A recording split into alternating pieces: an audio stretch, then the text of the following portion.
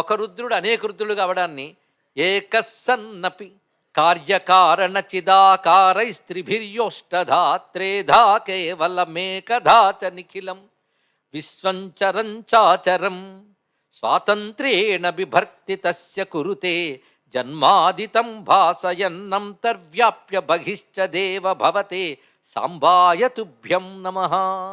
ఇది ఒక శ్లోకం అండి. ఏకస్సన్నపి అంటే పరమేశ్వరుడు ఒక్కడే, ఎంతోమంది లేరు.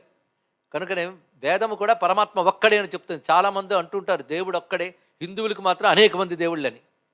వాళ్ళని మనం మూర్ఖులు అనాలి. వాళ్ళ హిందూ మతం ఏమర్థమైందండి? హిందూ ధర్మంలో భగవంతుడు ఒక్కడే అని ఘంటాపథంగా చాటి చెప్తూనే ఉన్నారు. అది ఏకో రుద్ర నద్వితీయాయతస్థు వేదవాక్యం. ఇది ఏకో రుద్ర 2-3 చోట్ల వస్తుంది. యజుర్వేదంలో వస్తున్నది, అథర్వేదంలో కూడా ఈ మంత్రం వస్తున్నది, ఇక సామవేదంలో కూడా గోచరిస్తూ ఉంటుంది. అంతేకాదు ఏకో నారాయణ ఏకో దేవ సర్వభూతేషు గూఢ. ఒకడే దేవుడు, ఉన్నవాడు ఒక్కడే. ఎక్కడున్నాడు?